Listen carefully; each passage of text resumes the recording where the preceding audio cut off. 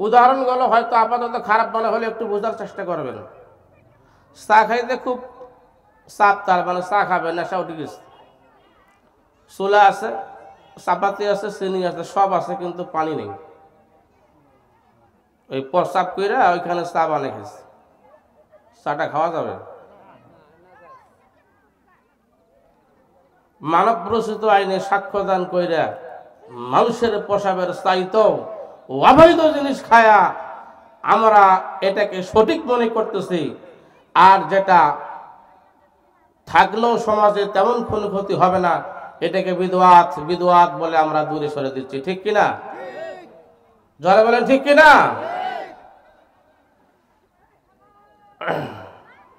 বোঝার চেষ্টা করেন। আল্লাহ সুবহানাহু ওয়া তাআলা আমাদেরকে খেলাফতের দায়িত্ব দিয়ে জমিনে পাঠিয়েছেন। কিসের দায়িত্ব? সংক্ষেপ বলতেছি, খেলাফতের মানে নেতৃত্ব। নেতা হতে হবে। কি হতে হবে? নেতা হতে হবে, নেতৃত্বের অধিকারী হতে হবে। সুবহানাল্লাহ বিহামদি। নবী, নবী শব্দের অর্থ হলো নেতা। নবী শব্দের অর্থ কি? নেতা। আর আমার সোনার বাংলাদেশের কিছু হুজুর, মৌলভী সাহেব, এগুলো এই এলাকায় নাই।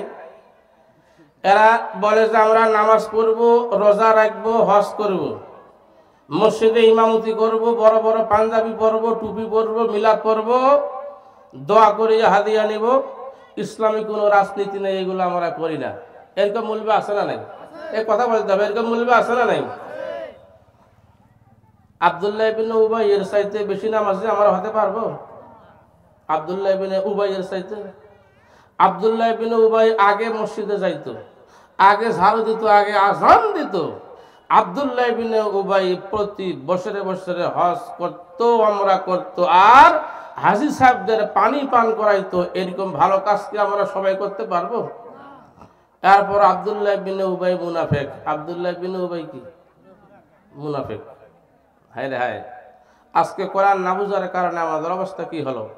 আলোচনা শুরু করার আগে আরেকটা উদাহরণ দিই আমি আপনাদের। একজনে বাজারে প্রতিদিন চা খাইতে যায়, তাই প্লাস্টিক পলিথিনের ব্যাগগুলো আছে না, পলিথিনের ব্যাগে করে এতগুলো দলিল দলিল নিয়ে এবারে এই দোকান থেকে ওই দোকান, এই দোকান থেকে এই দোকান। এক দোকানদারে জিজ্ঞাসা করছে, আরে তোর খবর কি, এগুলো কিসের কাগজ নিয়ে পারিস তুই প্রত্যেক দিন? ব্যাপারটা কি দেখা যায়, আবার দলিলের মতো দেখা যায়। কাজে এগুলো জমিনের দলিল। কিসের দলিল? কার দলিল? যে দাদার বাপের দলিল। কার? ওর দাদারও নাই, দাদার দাদার বাপের দলিল। আরে জমিন কার দখলে? সব বিক্রি করে দিছে। সব কি করে দিছে? হ্যাঁ, জমিন না থাকলে দলিলের কোনো দাম। ইমান যদি আপনার না থাকে, তাহলে আপনার কাপড় সপর, নামাজ, হজ, রোজা, আর আপনার এগুলো লেবাসের কোনো দাম আছে নাকি? কোনো দাম আছে? সুতরাং আগে লেবাসটাকে ঠিক করলে হবে না। লেবাসটা তো থাকবে, আগে ইমানটাকে ঠিক করতে হবে। কি করতে হবে? আল্লাহ বলেছেন, আমি খলিফা হিসেবে তোমাদেরকে দায়িত্ব দিয়ে জমিনে পাঠাইলাম। ভালো করে বোঝার চেষ্টা করেন। অসুস্থ মধ্য দিয়েও আমি আপনাদের সামনে সার্ভিস দেব ইনশাআল্লাহ। বলেন, খলিফারা দায়িত্ব দিয়েছে, তোমরা নেতা হবে, সমাজে তোমরা নেতৃত্ব দিবে। শুধু মসজিদে খুতবা পড়বে এটাই হবে না। আমার এলাকার ওইটা 2 নম্বর সুন্দরবন ইউনিয়ন, 7 নম্বর ওয়ার্ড, আমি ফের ওইখানকার রানিং মেম্বার। আলহামদুলিল্লাহ বলেন, আমি রানিং মেম্বার, এখনো রানিং। শেখ হাসিনা পালে আমার দাম কমে নাই, বাড়ির সব দায়িত্ব আমার উপর পড়ে গেছে। অন্যান্য দলের লোকগুলা তো নাই, ওরা তো নুকাইছে, আর সব কাজ আমার করিবার লাগে। আলহামদুলিল্লাহ, এটা কোরআনের খাতিরে। কিসের খাতিরে? কিসের খাতিরে? আল্লাহ বলেছেন, আমি তোমাদেরকে নবুয়তি দিয়েছি, তার মানে তোমাদেরকে আমি নেতা বানাবো। নেতার দায়িত্ব আমি তোমাদেরকে জমিনে পাঠিয়েছি। সুতরাং তোমরা নেতৃত্ব বাদ দিয়া মানব রচিত আইন যদি তোমরা অনুসরণ অনুকরণ করো, তোমাদের জীবনের সমস্ত আমল ধ্বংস হয়ে যাবে, বরবাদ হয়ে যাবে। আল্লাহ রাব্বুল আলামিন কি সুন্দরভাবে বলতেছেন, ইন্নাল্লাযীনা কাযযাবু,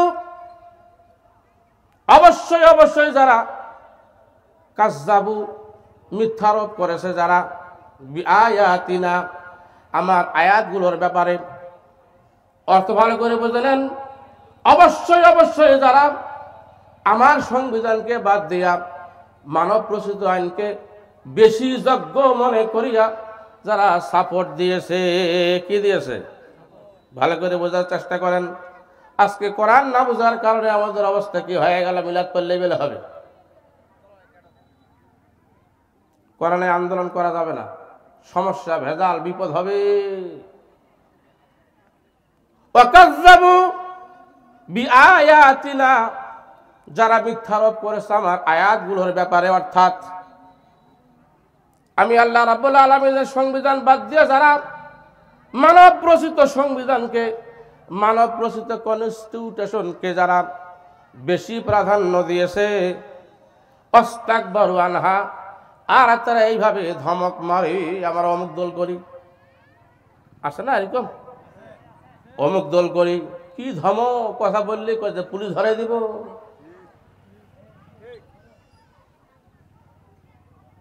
আমি বিদেশে আছি বা দেশের বাইরে, আমার নামে মামলা হয়েছে, চট্টগ্রামে জীবনও যাই নেই, 6টা দেশে সফর দেওয়ার মতো আল্লাহ তৌফিক দিছে আমাকে, কিন্তু চট্টগ্রামে যাই নেই, গেল স্মরণ নেই, চট্টগ্রামের মামলা। যে এলাকায় জীবনও যায় নাই ওই এলাকার কারি টাইলপুরা মামলা আছে না নাই, কথা কয় না, আছে না নাই। ওয়াস্তাকবারু আনহা, তারা এইভাবে অহংকার করে, তারা বড়াই করে আমি অমুক দল করি। লা তুফাত্তাহু লাহুম আবওয়াবুস সামা, আল্লাহ রাব্বুল আলামিন বলেন সেদিন কিয়ামতের দিন কঠিন মুসিবতের সময়ের জন্য এই মানব রচিত আইনে যারা সাক্ষ্য দানকারী হবে, আসমানের দরজা তাদের জন্য খোলা হবে না। কি হবে না? তার মানে আল্লাহর রহমত এদের উপরে কখনো আসবে না, আল্লাহর রহমত এদের উপরে কখনো পড়বে না।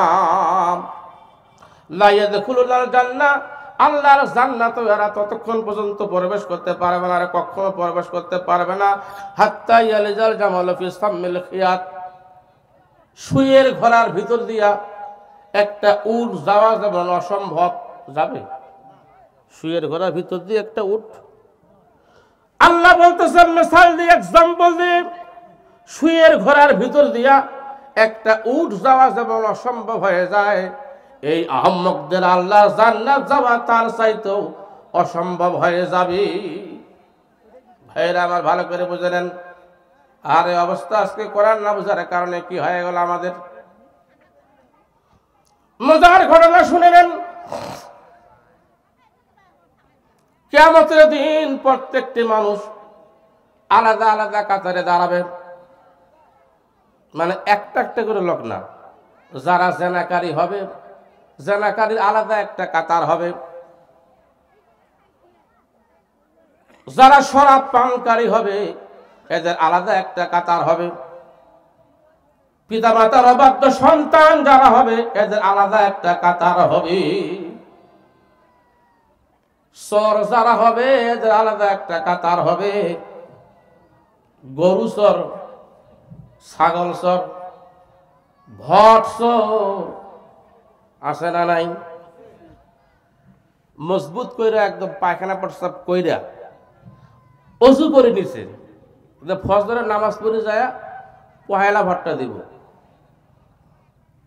ফজরের নামাজ পড়িয়া সকালবেলা যখন সেন্টার খুলবে পহেলা ভট্টা বিসমিল্লাহ করে দিব, এই আসিয়া দেখে কে বা কাহারা আসিয়া তাহাজ্জুদের নামাজ পড়িয়া ভোট দিয়া চলে গেছে। আব্বা